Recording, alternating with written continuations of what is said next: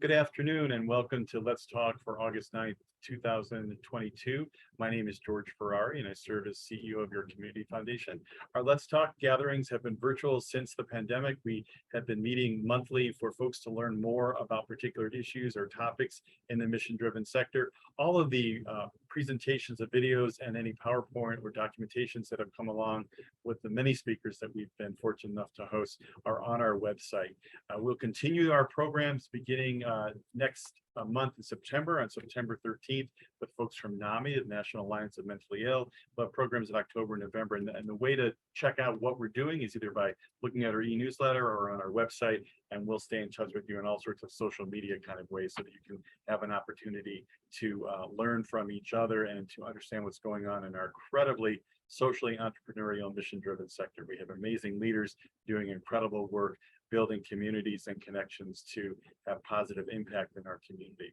We have an opportunity today to have a bit of an extended conversation and Q&A session. We'll end our formal program at 12:30. We'll get to questions before 12:30, I'm sure, but there'll be an opportunity for those folks who are able to extend their time with us from 12:30 to 12:45 to take a bit of a deeper dive.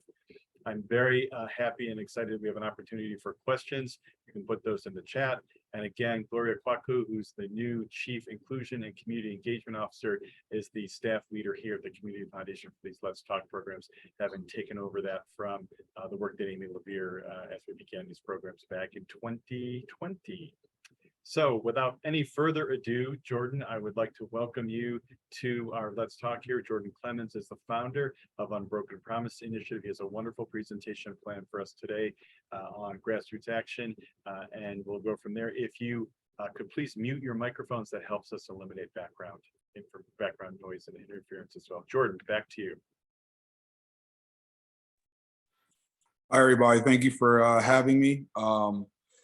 As George said, I'm Jordan Clemons, founder of Unbroken Promise Initiative, and it is an honor to be able to share with you all the community development work that has taken place in the almost 2 years now since we've launched Unbroken Promise Initiative. What you have right here is just a reminder of where we stem from. After the murder of George Floyd in 2020. There was a civil uprising around our country. And, here locally, there was a group, Occupy Ithaca, that organized a rally on Sundays. I went to go speak at the rally. And then since that day, I was asked and charged by the community to kind of guide and steer the movement here locally.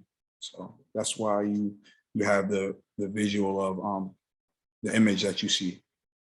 You please Okay, Jordan, if you can just say next and then. Okay, thank you. Next slide, please. All right, so what is Unbroken Promise Initiative? We are a grassroots neighborhood revitalization nonprofit dedicated to addressing barriers to access, education, and equity in marginalized and disenfranchised communities. And currently our focus right now is locally. I'm a 7th generation here in Ithaca. And so on the west end, West Hill of Ithaca, we have our highest concentration of people living below the poverty threshold. And so, our areas of focus is economic development, combating community deterioration, resolving racial inequity, and community and civic, increasing and enhancing community and civic engagement in our community. Next slide, please. So what you have right here is a video. After our first year, we have a volunteer that he graduated in IC, but he was so inspired in 2020 by the rallies that he actually comes back and travels to Ithaca every year to do a updated video for Unbroken Promise Initiative. And another one is actually in the works for our, as we embark on our 2nd year. There's going to be another one that's going to be released in the next few months. But I hope you all enjoy the video for those of you all who haven't seen it.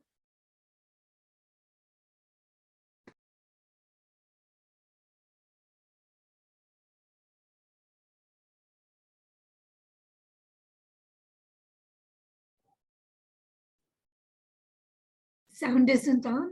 There's no sound. Yeah, I can't hear the sound, Gloria.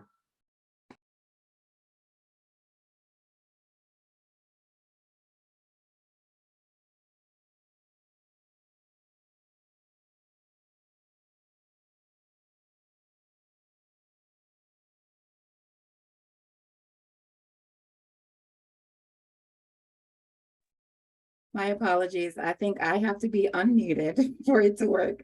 Just 1 second.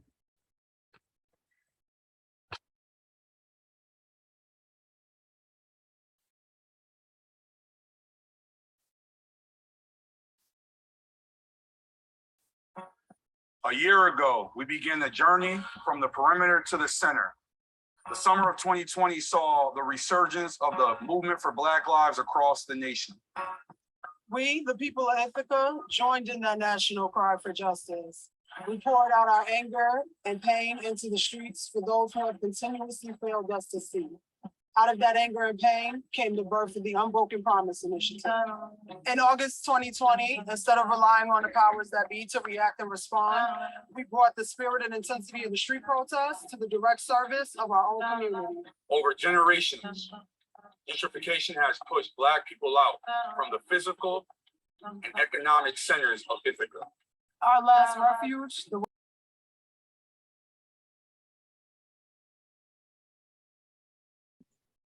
Gloria, you're muted again. Unbroken Promise Initiative sees community ownership, self-determination, and direct organized action as sources of justice and dignity for the West End people.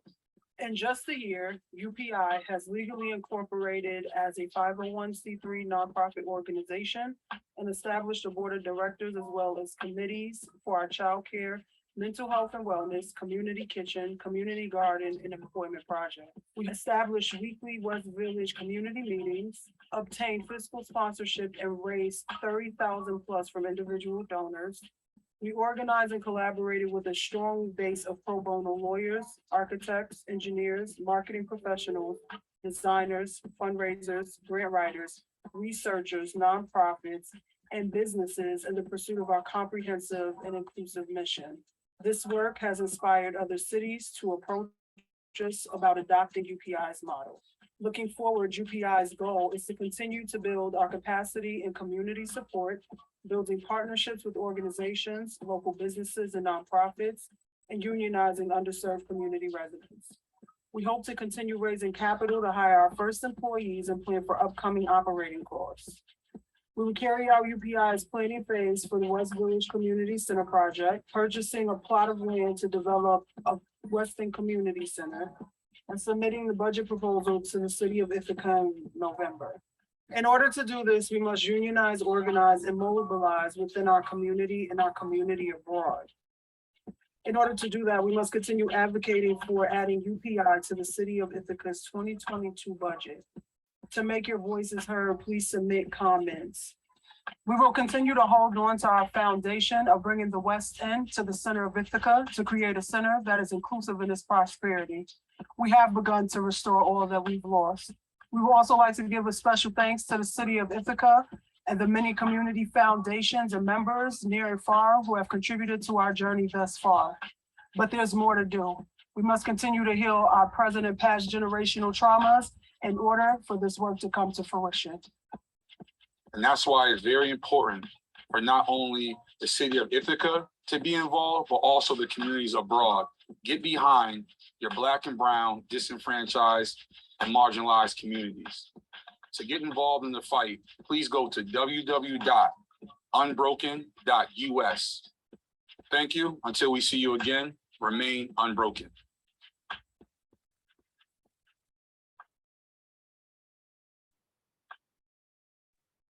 Thank you for that. Thank you, Gloria. Can you, next slide? A year ago. So,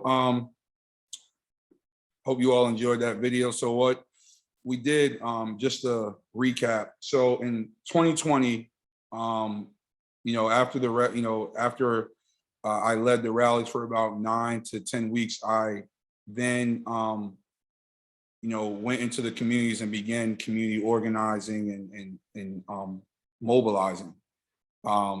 Yasmin Rashid, who you've seen on the video, and who has been, my best friend since we were, really young. She took on the burden of continuing to lead the rallies so that we could continue the community's momentum and begin to provide a space where community could come together and address a lot of the local issues that we had going on. Myself, I began to start to put together a comprehensive plan.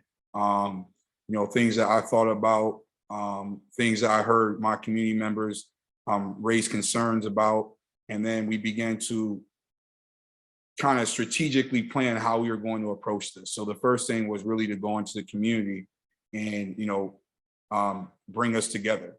It was during a pandemic, a lot of people were afraid, things of that nature. And so, obviously we had to be cautious of the pandemic, but, bringing the community together during uncertain times, it was what we felt was best. And so as a result, we went into the community, did a lot of programs and, speaking and engaging and, bringing people up to meet with a lot of people in the community who aren't from the community, just so they could be close to and see what was going on in our communities firsthand, and then speak to the residents who were experiencing the things that we were talking about at the rallies. And so after that, what we did was we collaborated with Cornell and created a needs assessment. And so the intention was not to really do a needs assessment. The intention was to highlight the voices of the people who have been voiceless. And then what came of that was a needs assessment, which we presented to the entire community. We then, once we were able to understand what our needs were in our community, we then put out a survey, and then people in the community began to prioritize what exactly we were going to address first. So for each need, we put together comprehensive plans and projects to address the gaps within our communities and, address our concerns. And so that's when that's when you have the Unbroken Promise Initiative. For each area of concern that the community raised, we as a community collectively put together comprehensive and inclusive plans to address our concerns. And so if you when you go to the proposal, it's really just broad. It's really just highlighting the things that we're looking to do holistically as we approach to address a lot of the areas of concern for our youth and residents. And those things stem from, housing, childcare, youth services, transportation and access, business incubation, workforce development and training, sustainability with electrification, and environmental issues going on in our community. And, anything else that, that tends to arise, within our community. Food and nutrition also was an issue, which was very big. So, a lot of people felt like food insecurity was the thing of our community, but we actually took it a step further and said that nutrition insecurity was a problem in our community. And so we have a lot of youth and families who are malnourished. And so that was something that we wanted to really focus on. And so, in our proposal, you can see a really broad outline of what the Unbroken Promise Initiative tends to do. Next slide, please. So here it is. You could take a look at the research that we did in 2020. Once again, it's a needs assessment. And, you guys are privy to that information, just so you all are aware of why it is that we had to take such a holistic and comprehensive approach to the needs on the West End, West Hill. Next slide, please. Okay, so moving forward, we are now we're embarking on our second year. We've been able to build capacity and really build relationships with a lot of shakers and movers. Vertically, we've went from grassroots to the local foundations, to local government, to the county government, and then now we're at the state level where we've been able to build a lot of capacity. When you talk about the state level, you then begin to move into, a lot of what the state initiatives are, and then you're able to understand how to obtain a lot of the resources at the state level to bring to your community.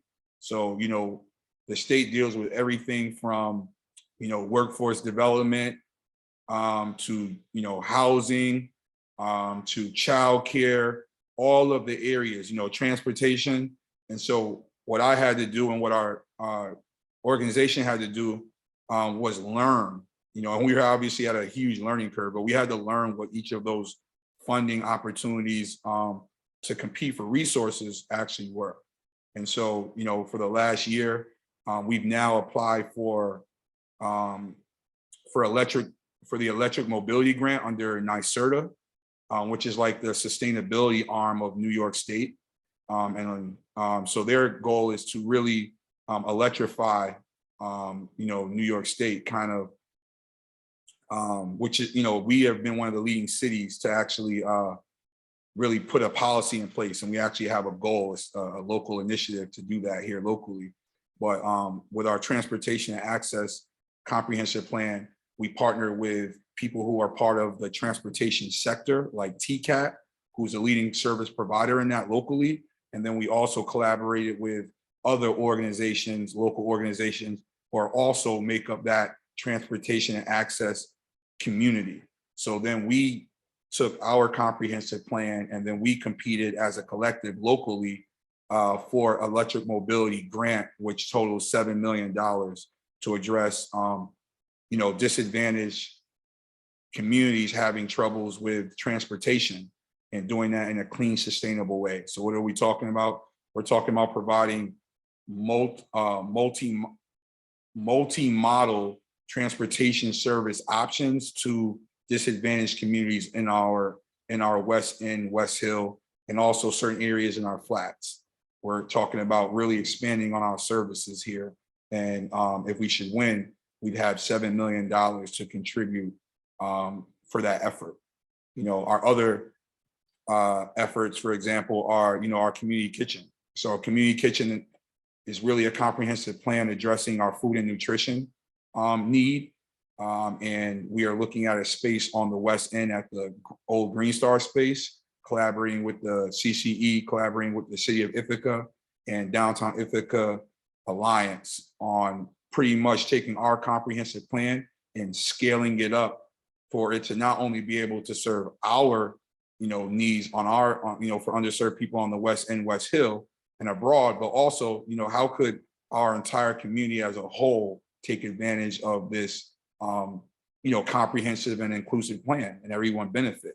And so that's something that, that we've seen in our ability to really pull people in and work collaboratively together, is really be able to take our plan that we came up for a particular purpose in our area, and then be able to scale it with people who have been in this space and who are shakers and movers and who are well experienced, who see our vision as a great vision, and then have the ability to scale it up and say, hey, everyone could actually benefit from the work of UPI. And so we're not just serving, people on the West End, West Hill, Black and Brown underserved population. We are actually doing great work and able to touch and impact our community as a whole, which is something that I'm very honored to do, because I didn't even think that I had the capacity to do that. But hey, know what you're capable of until you're in it, right? And you get to work. So what we're doing right now is we're really taking each one of those comprehensive plans, addressing each area that we just laid out as far as childcare,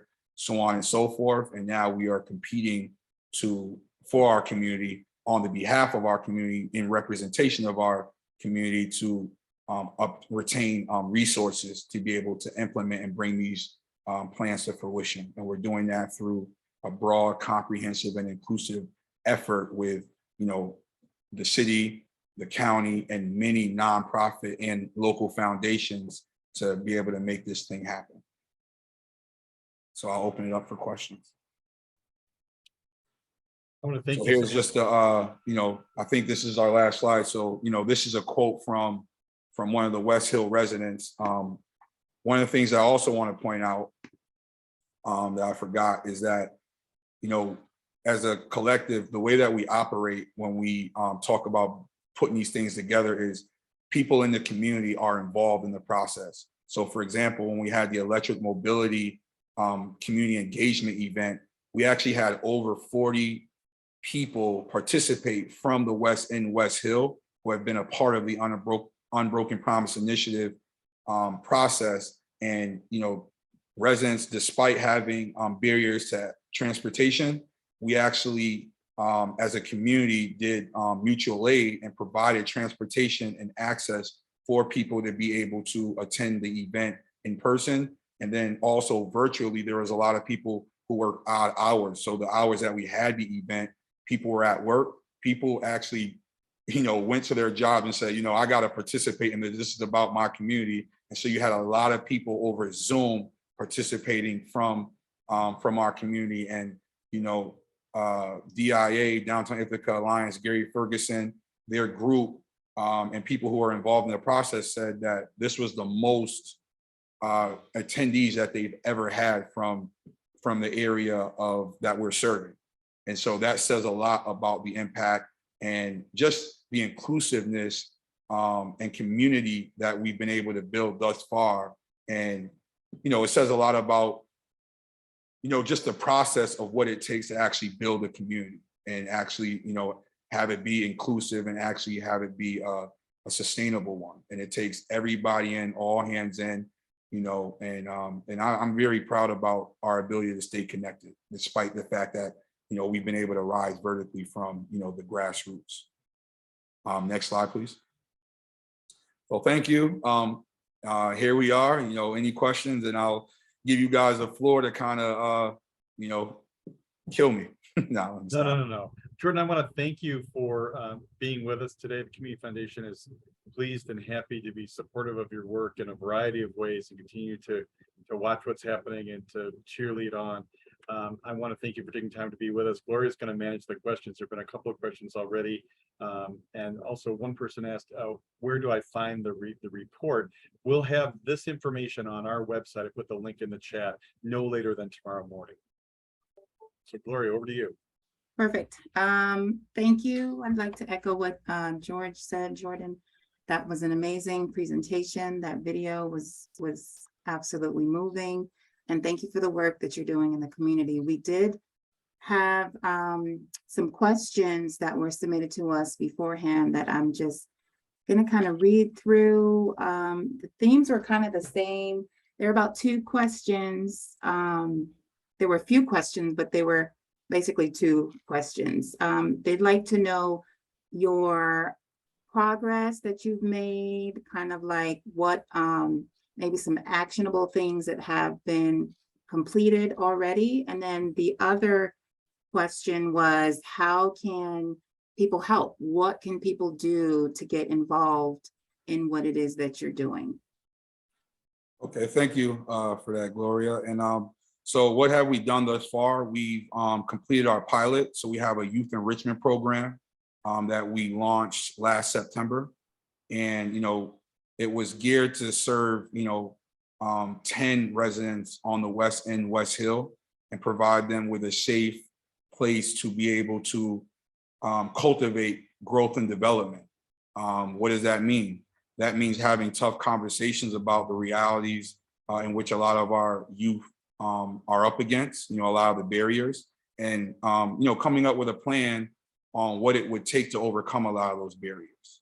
And so from September all the way through to June, you know, we had, you know, 10 youth from the West End, West Hill underserved neighborhood. Because of the high demand in what we were doing, we actually ended up serving 30 kids. And we had, you know, affluent kids as well. You know, and I don't like to, you know, one of the things about Unbroken Promise Initiative is we don't discriminate. We're here to build a community that is truly diverse and inclusive.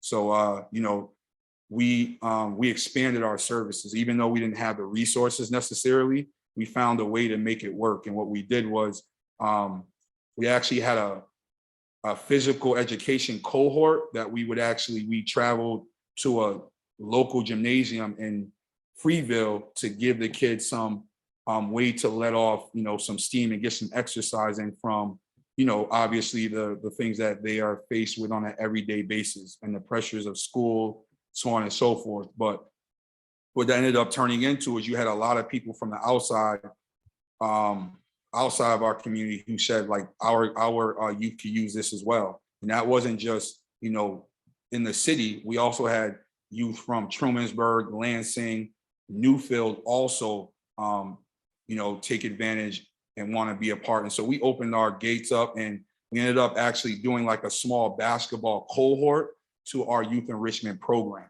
And the reason why we had to do it that way was because with the amount of staff and the limited resources that we had, because we weren't expecting to take on so many kids or get that much demand, but we didn't want to turn any kids away. We worked with what we had at the time. And so what we did was a lot of the parents, the affluent parents and the affluent families actually provided a lot of the, resources that we were lacking in to make sure that we were able to do as a program, serve their youth in the ways that, they were seeking for us to serve. And so, that was, again, a collaborative effort. That was, two different communities, probably two different cultures, two different many ethnicities coming together for a common cause, which is to serve, youth. And so that was a very positive experience. We got an impact report on that. And so we're going to be looking to take that pilot and build out our youth enrichment program, this October. The first week of October, we will be back in effect. So that's something that we're doing and that we've done currently now as far as programs and services to our community. The second question was, what can you do? Again, we don't discriminate. We have a diverse and, a very diverse community. We've had that for a very long time. That's one of the very beauties of Ithaca, is our diversity. Where I think that we could do a better job and where UPI is really, partnering and collaborating with various communities is, how do we tap into all of that untapped potential, all that equity that is there when you talk about diversity. How do you make sure that you incorporate from an economic standpoint, from a cultural standpoint? How do you get all these diverse backgrounds, inclusive and connected as one in this small community, right? The flats, 10 square mile radius surrounded by reality, right? How do we really take advantage and tap in? And I think that that's some of the things that Unbroken Promise Initiative has been really able to do, is really pull people in and really be clear about, as we bring people in, what our mission is, and what we aim to do. And I think that, us being human beings and being able to tap into that we're all human beings is not about, this rat race that, we've kind of all been subjected to, but really about remembering that we're all human beings here, coexisting and residing amongst one another in this time and space. What can we do as a collective that is timeless? What can we do as a collective to set, to leave this world, leave our community a better place? And what can we do being so fortunate in Ithaca to be a model to the rest of the country? And that's kind of like something that's bigger than ourselves. That's something that I never thought that I'd be in a space to be able to do. But, after talking with state officials and federal officials, what we're doing here locally at the grassroots level and what we've done thus far is not happening across, the country, let alone our region or state. And so, yeah, that's like, whoa, what about my family? What about my time? But it's like, when you're called to task, you have to show up. And so, what can people do? Simply reach out. We have a website, we have, email, my email, Community Foundation has, my email. I'm pretty sure they'll provide it. You have Yasmin Rashid also as well. Gloria, who's a part of Community Foundation, is also a part of UPI, in the beginning, also to now I could call her at 1 a.m. and we could, bang out a document. So, this is all about community and, doesn't matter what color you are, what culture you serve, That's really the answer. Anybody and everybody could be involved. Thanks, Jordan. We'll go ahead and we'll put Jordan's email address and the website in the chat. Okay, looks like we have a few questions in the chat. Again, if you have additional questions, go ahead and write it in the chat. And if you need to jump off, that's perfectly fine. Like George said, the programmatic piece ended at 12:30. So if you need to hop off, great, but we're going to continue with some questions. The first question, is there any interest in developing a youth shelter under age 18 for the underserved in Tompkins County? Well, yes, I mean, that is definitely needed. As far as, our interest, obviously we are definitely interested in that. Anything to really address a lot of the barriers that we have in our community, especially with our youth. And we believe that we don't want to duplicate, anything that anyone's doing, but we are very supportive. I believe that someone is already has that focus. I believe, I'm not really sure, but I've been hearing in the community that there is actually organizations that are focused on that. So yes, there is a need and that is a focus, and we do support that. Thanks, Jordan. Next question. Currently, there are 16 active eviction cases for West Village, all for non-payment. Is UPI working on a collective response to this mass eviction attempt? Would you be open to discussing this? Well, yeah, I am aware. Yasmin Rashid, resides as well as myself in the community, and we have a really great pulse on what is taking place, and it's really unfortunate, the mass evictions that are taking place in our community. That's been going on for quite some time now during the pandemic, and we kind of actually could foresee it.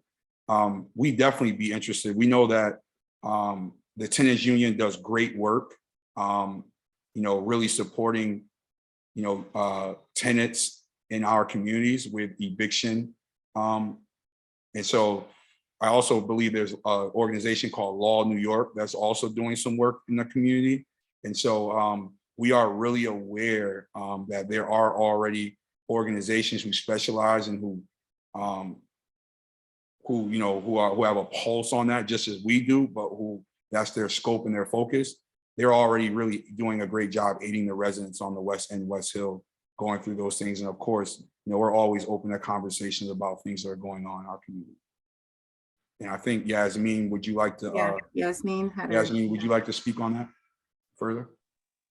Yeah, I apologize. I can't come on camera right now, but what I would like to say is that along with some people at 211, we stay informed with who is going to eviction court. We actually sometimes get lists sent to us in order to contact those residents directly and to be able to inform them of certain funding and different pots of money available to help them take care of whatever is owed to the best of our ability. And they also partner with Law New York, and when those things are happening, the community room at West Village is utilized to try to assist those residents in getting certain funding and seeing what's available to help them take care of that.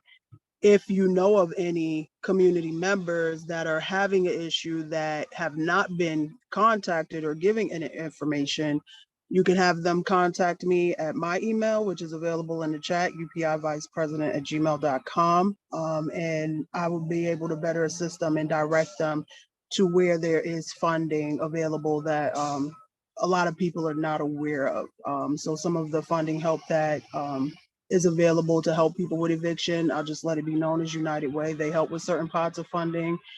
211 is definitely a great source to make people aware. Sometimes the STEP program at TC Action has certain funding available, but it is really a lot of things where, not things that are affected not just by staffing, but these resources are very, very limited. These pots of money are never adequate enough to take care of these situations in totality. So, us as a community pulling together, and really working collectively, fist and glove is really going to do the best for us in combating our housing problem and making sure that we are paying attention to what's going on at the city level and such, so that we're more abreast of how these movements are happening, because that is also part of the problem with housing, is that us experience these issues. We are not really abreast of what is available or how to adequately handle these things. Thanks, Yasmin. Carolyn, is your question related to what we're discussing right now? Yes. So I'm aware of the sort of the monthly on-site outreach that's done with 211 and Law New York, and sometimes DSS, TC Action, other folks.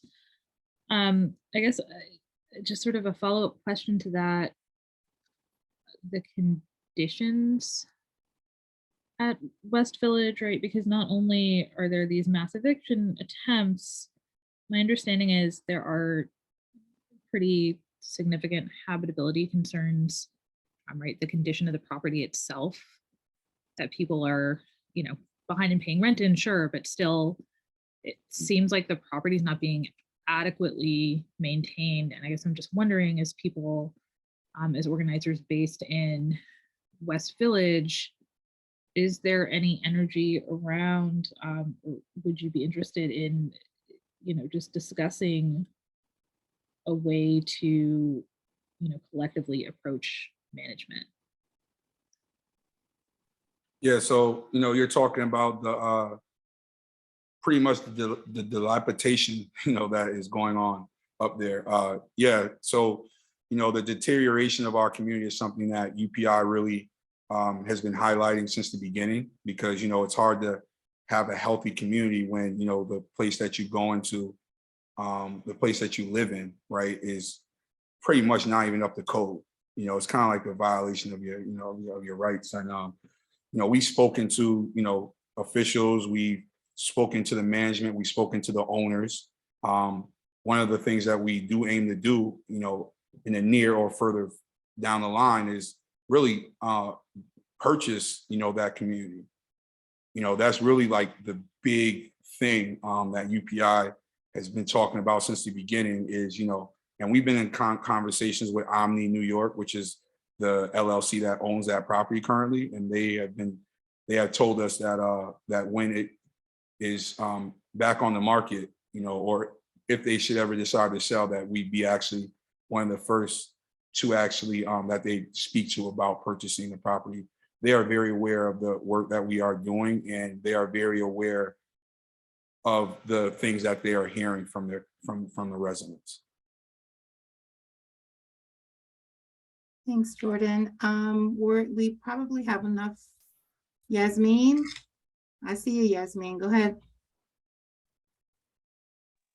Yeah, I just want to mention really quick in regards to housing, something that kind of complicates the issue for that underserved community, is that yes, the buildings are dilapidated, it's rodent infested, it's insect infested, it's bed bug infested. But the truth of the matter is that West Village is, I believe, the largest community serving low income demographic here as far as housing. And what you get is that you can call and make these violations and put them on record. And while these things do need to be fixed, what happens is that the violations come and things don't get fixed. And now we're being faced with now even a more mass homelessness problem, because if the buildings are dilapidated enough and things are not addressed adequately, people will start being forced out and have to leave the property. So it is a hard thing to really try to tackle in a way that will ease the suffering of people and not initially cause a little more upheaval, beforehand. So even more important why, the city, the community, foundations, like it really has to be a community driven fist and glove effort. I just want to say, like, I know that there's a lot of people who have a lot of questions. I could stay on for a few minutes if that's needed, George and Gloria. I'm not sure. Or we can do this again soon, and I want to make sure that Jordan, you had a chance to put the email that you'd like to put in the chat. You can go ahead and do that as well. This is not meant to be a one and done kind of thing. The commitment of the Community Foundation to the work that you're doing in our community and how you're doing it is a forever commitment. And we Yeah. will always be looking for ways to continue this conversation. There's no sense that we're going to answer all questions in a short period of time. We Yeah. wanted to bring together your expertise, your social capital, your enthusiasm, your vision, and your positivity for changing systems that are not serving people, and for addressing the underlying causes of what's happening. And that's why the Community Foundation is so focused on connecting with the good work you're doing and supporting it, and then sharing that with relationships that are ongoing. It's not a transaction. So, Okay. you know, this is what we are. This is how we do things. This is why we exist. And this is why we're so happy to make connections and to continue these relationships, because what you're doing is so vitally important in our community. No, thank you. And I just want to say, like, you know, just for specific, I know people are like, what is it that we could do? Currently, right now, you know, we're gearing up for to get funding for our administration for operating, you know, and I know I've spoken with Community Foundation, they've been supportive, spoken with Park Foundation, they've been supportive. But right now, at this point in time, you know, as we scale up, you know, that's where really where the support has to go. It has to go to really being able to secure, you know, an administrative team to be able to continue to do the work that we've been able to do. And, you know, George and Gloria, you know, Jan, you all know, like, it's hard to secure funding to go towards operations and be able, you know, an administrative budget. And, you know, at this point, I've been really working for free. You know, I mean, Yasmin, everything's been volunteer based the last 2 years. I've been eating like ramen noodles. Like, I'm kind of malnutrition, but like, nah, but, you know, that's really where we could really see a lot of support is, you know, the community abroad really supporting, you know, Unbroken Promise, and understanding that in this space, it's hard to secure operation and administrative, you know, support. So if you all understand where to get that, or you guys are looking at ways to support, that's really a great way that we could actually support. Well, I want to acknowledge and thank that work that you're doing. That's not sustainable. We have to pay people for their labor, and we have to build systems that are equitable and that don't rely on people, you know, exhausting themselves, because that's not the way to make changes. For the past last year and this year, including the upcoming fall grant cycle of the Community Foundation, our grants have been unrestricted, and entities can use them for whatever purpose you find that's useful. So it's unrestricted operational support, and we'll continue to do that because we understand the value of that. We trust organizations like Unbroken Promise Initiative to know what it is you need and to do that work. And we do a lot of education among our donors as well, of the value of trust-based philanthropy. So we are at the end time. I want to thank Jordan and Yasmin and all the good folks who are connected on Unbroken Promise Initiative. This is a beginning, not an end. I want to thank Gloria for putting this together. This recording and the resources that Jordan shared with us today will be on our website no later than tomorrow morning. And we encourage you to continue this conversation and to continue the relationships that make positive social change and systemic change possible, and we all deserve that. So thank you so much, and have a good rest of your day. Keep up the important good work that you're all involved with. Thank you all. Y'all have a Thank great you, one. Thank you for everyone. having me. Thank you. And it's an honor to serve you all. Y'all have a great one.